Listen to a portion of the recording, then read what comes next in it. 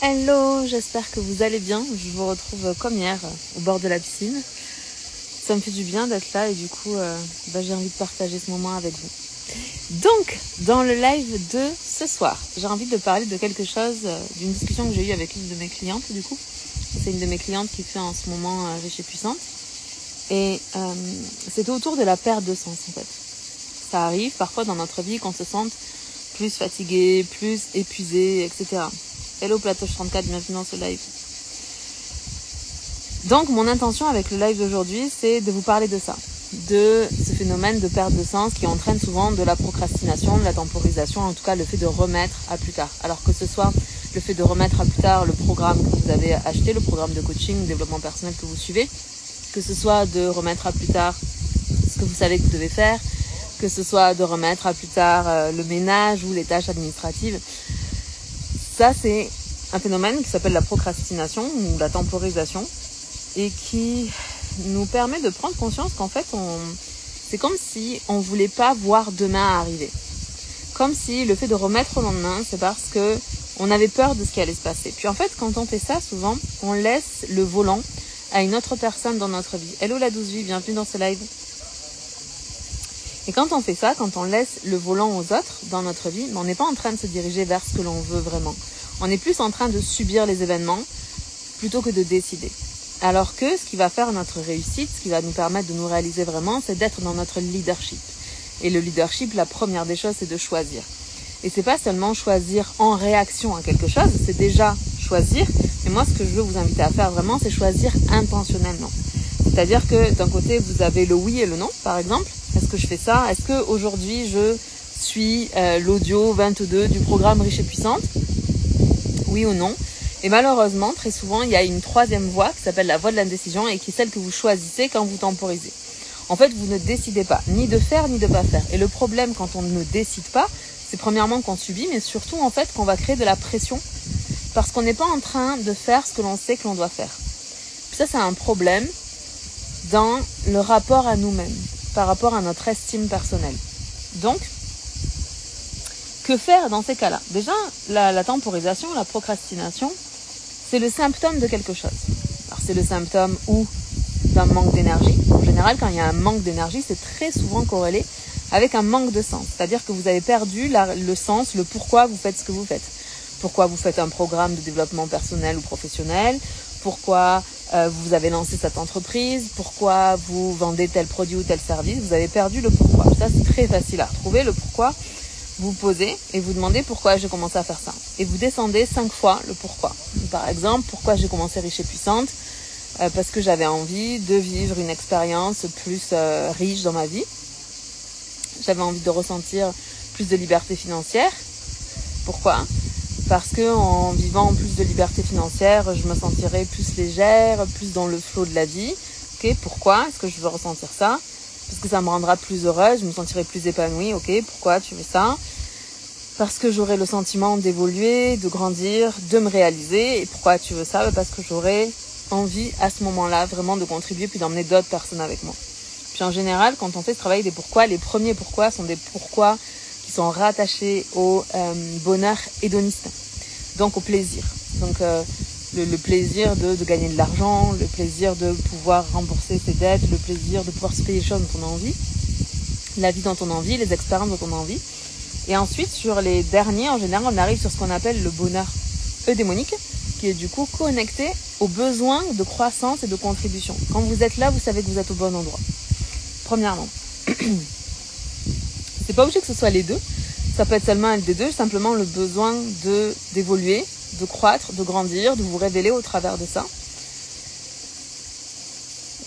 Et vous n'avez pas forcément besoin de contribuer. La contribution, elle arrive souvent quand on est arrivé à un certain niveau de développement personnel et professionnel qui fait qu'on a envie de transmettre ça et d'enseigner ça. Mais c'est pas le premier niveau. En général, on arrive ça au niveau 5. C'est-à-dire que premier niveau, vous avez la prise de conscience, vous dites, ok, j'aimerais changer quelque chose dans ma vie. Je prends conscience que, en fait, il y a des coachs, par exemple, qui sont millionnaires. Donc, ça veut dire que ce que je crois, que les coachs ne peuvent pas vivre de leur activité, ça, c'est une croyance. Du coup, j'ai envie de changer ça. Prise de conscience. Ensuite, vous allez rentrer dans la phase de changement. La phase de changement, c'est une phase qui est vraiment inconfortable parce que c'est une phase dans laquelle vous allez devoir changer vos actions. Mais pour changer vos actions, ça va être intéressant de comprendre quelles sont vos émotions, parce que ce sont toujours les émotions qui nous mettent en mouvement, puis de comprendre quelles sont les pensées qui créent ces émotions-là. La phase de changement, elle est difficile parce qu'elle nous challenge et elle nous emmène à changer beaucoup de choses dans notre vie. Que ce soit notre manière de penser, notre manière de faire, parfois même notre manière de relationner et parfois même les relations autour de nous. C'est dans cette phase-là que vous allez rencontrer la nuit noire de l'âme. Cette nuit noire de l'âme qui donne le sentiment qu'on n'est plus qui on était, puis on n'est pas encore qui on est censé être. Quand on a réussi à faire tous les changements qu'on voulait, les premiers changements qu'on voulait, on rentre dans la phase de l'éveil. Dans la phase de l'éveil, en fait, on commence à recevoir les bénéfices de nos croyances. C'est comme si, au départ, la prise de conscience est une idée, puis c'est une idée qu'on décide de croire, et là on s'engage dans le changement, et la phase d'éveil, c'est le moment où on commence à avoir des preuves de nos croyances, ok ? Quand on arrive à la phase d'éveil, on se dit, ok, j'ai transformé tel endroit de ma vie, maintenant j'ai envie de faire une transformation plus globale. Par exemple, ok, j'arrive mieux à attirer des clients dans ma vie, c'est plus facile pour moi de vendre, par exemple, et du coup, ce que je veux maintenant, c'est vivre une vraie transformation pour avoir un business vraiment magnétique et avoir moins besoin de faire des actions et recevoir tout autant, si ce n'est plus de clients. Donc vous allez rentrer dans une phase de transformation. Là, c'est vraiment beaucoup plus global et ça va toucher vraiment votre identité. Vous allez faire évoluer votre identité vers la prochaine identité que vous avez envie de vivre. Mais cette prochaine identité, c'est pas quelque chose qui n'est pas vous. L'idée, c'est pas de construire une identité depuis l'ego, mais vraiment en remettant vos antennes à l'intérieur pour être en référence au soi, votre essence profonde, et pas en référence à l'objet qui est, ok, je veux une belle maison, je veux une belle voiture, je veux que les gens m'admirent, je veux que mes parents reconnaissent que je suis plus intelligente que ce qu'ils pensent, que je suis plus douée que ce qu'ils pensent, que je suis capable de réussir, peu importe. Quand vous êtes dans des trucs comme ça, pardon, j'ai un truc sur la langue. Quand vous êtes dans des fonctionnements comme ça, vous êtes en référence à l'objet et du coup, vous êtes dans l'ego. Hello Isa, bienvenue dans ce live. Donc, quand on est dans cette phase de transformation, ça va être aussi une phase qui est compliquée, c'est une phase qui est dans l'énergie yang, c'est une phase où on se transforme en fait vraiment, où on enlève un petit peu comme les couches de l'oignon pour revenir à notre essence profonde et venir incarner non pas une identité à l'extérieur à laquelle on voudrait ressembler. Hello Julie, bienvenue dans ce live. En général, ce qui arrive là, quand on arrive dans cette phase de transformation, ce qui arrive à ce moment-là, c'est que dans la phase de changement, par exemple, on a pris les routines de quelqu'un d'autre. On s'est dit, tiens, je vais changer ça, ça va me permettre d'avoir tel résultat dans ma vie. Et donc, ça a fonctionné, on a des résultats qui sont différents. Forcément, on fait des choses qui sont différentes. Hello Moundir, bienvenue dans ce live. Donc, dans la phase de transformation, je vous ai dit, c'est vraiment une transformation plus globale en termes d'identité. Et là, l'idée, pour vraiment réussir votre transformation, c'est pas de définir une identité qui est en dehors de vous, mais vraiment de revenir à l'essence profonde de qui vous êtes pour venir découvrir véritablement qui vous êtes. Dans le live d'hier, je vous disais que, en général, en coaching, on pose une question qui est, est-ce que tu préfères te défendre ou te définir? L'objectif de poser cette question-là, hello Jérémy, bienvenue dans ce live. L'objectif de poser cette question-là, c'est de permettre aux gens de prendre conscience que quand on ne se définit pas, quand on ne décide pas qui on a envie d'être, ben du coup, on est constamment en train de se défendre par rapport aux projections des autres. Donc, je vous ai dit hier, coucou Sandrine, tu tiens le bon bout tellement. Je sais pas combien il en reste là, mais c'est vrai qu'on se rapproche de la fin du défi. Et c'était cool de vivre ça avec vous. Bon, donc je reprends. Oui, je vous disais hier, en fait, souvent en coaching, on dit c'est ça. En fait, c'est soit tu te défends, soit tu te définis. Mais au-delà de ça, le problème du fait de se définir, c'est que comme aujourd'hui, on est un être humain, pas dans un village, pas dans une ville, pas dans un département, pas dans une région, pas dans une communauté. On est un être humain dans le monde. Et pour, du coup, prendre notre place, on croit qu'on a besoin de beaucoup plus affirmer qui l'on est dans ce monde. Puis d'ailleurs, c'est ce que les marketeurs, par exemple, vont conseiller, d'être beaucoup plus tranché dans sa manière d'être pour... comment on appelle? Quand on... Quelque part, on attire vraiment des gens, puis on repousse d'autres. Il y a un terme comme ça, mais là, je ne le trouve pas. L'idée, en tout cas, c'est que quand vous faites ça, il ne faut pas vous identifier à quelque chose qui ferait que si vous êtes en train d'évoluer et que cette identité ne vous correspond plus, vous n'avez pas le sentiment, au moment où vous êtes en train d'évoluer, de vous renier.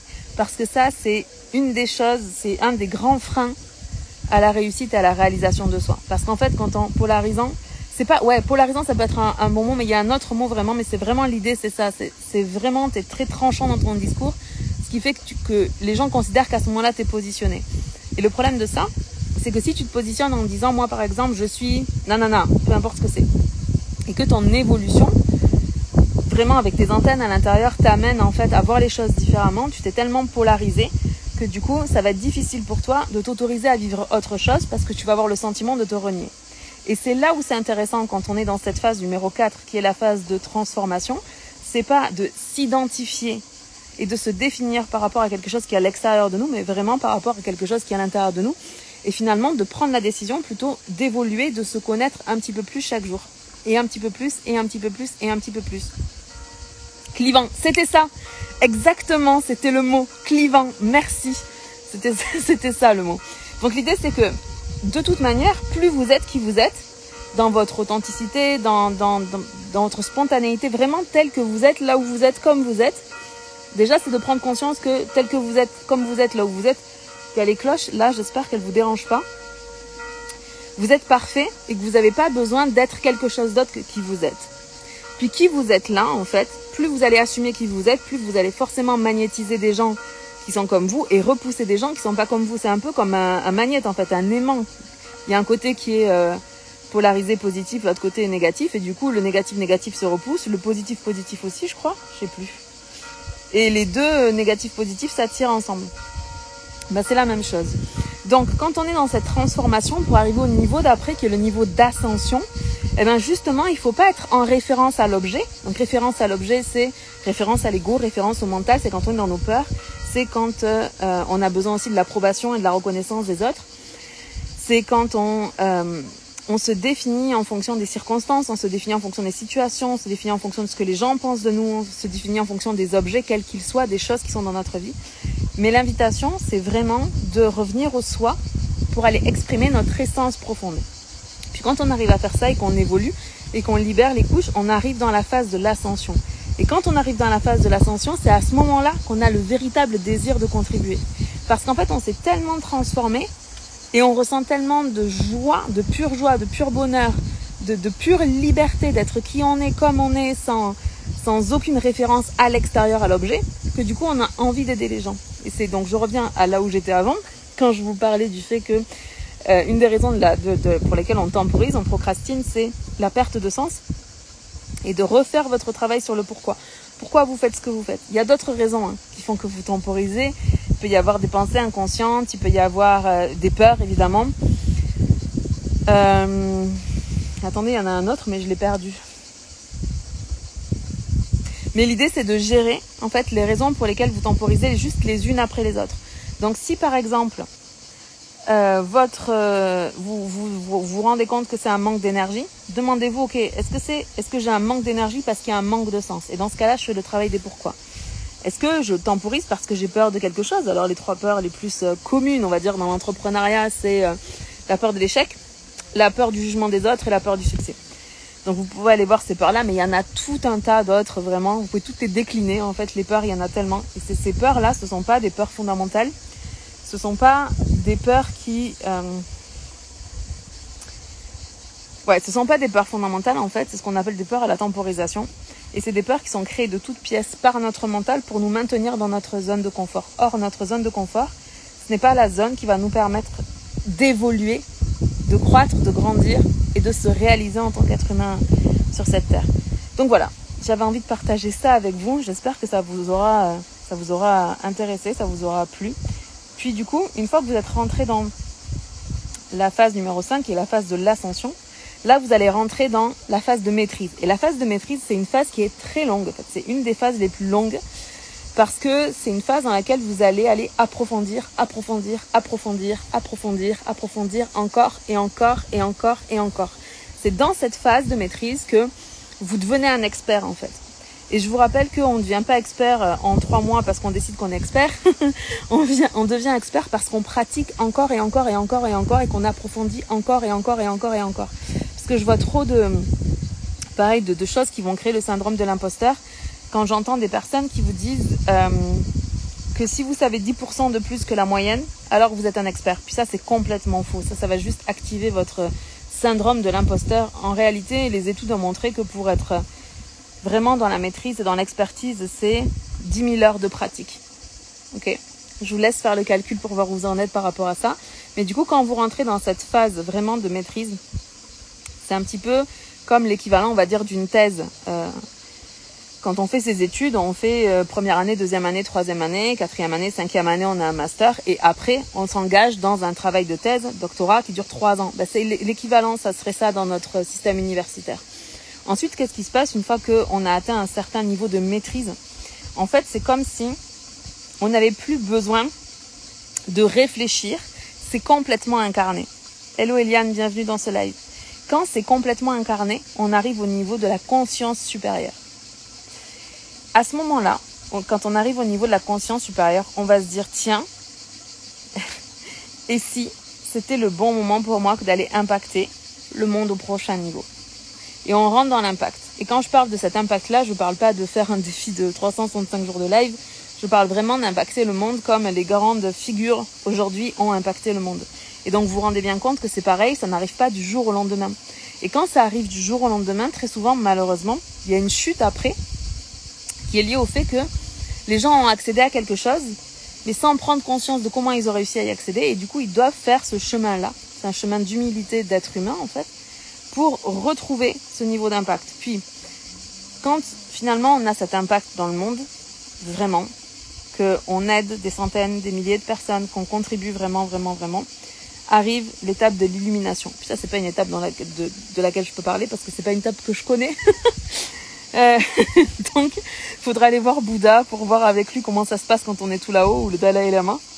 Mais l'idée, en fait, c'est ça. C'est de prendre conscience que on avance chacun à son niveau, qu'il n'y a pas un niveau qui est meilleur qu'un autre, que c'est pas parce que vous êtes aujourd'hui, je sais pas, en maîtrise, dans le niveau de la maîtrise, que vous êtes meilleur que quelqu'un qui est dans le niveau du changement. Ça serait encore une référence à l'objet, à l'extérieur, vos antennes à l'extérieur sur, encore une fois, les situations, les circonstances, les contextes, les gens, les choses, les objets, etc. Référence, du coup, à l'ego. Puis ça, c'est vraiment pas une bonne idée pour gravir cette pyramide-là. Puis quelque part, en fait, c'est même pas possible d'être dans l'état de la maîtrise en étant dans l'ego, dans le développement spirituel. C'est pas possible.